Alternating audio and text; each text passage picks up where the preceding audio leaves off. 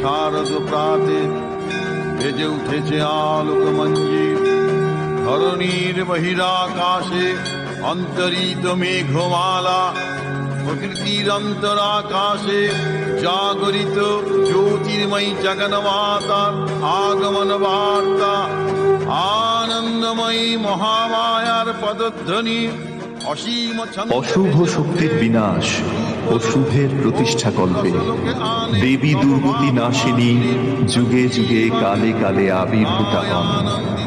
এই আদ্যাশক্তি মহামায়াই হলেন সৃষ্টি স্থিতি প্রলয়কারিণী।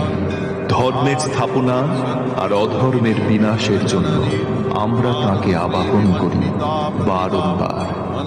সেই আবাহনী স্তবগাথায় বিবিধ রূপে বিবিধ কল্পনায় এই শক্তিরূপা পরমা প্রকৃতিকে আমরা বন্দনা করি।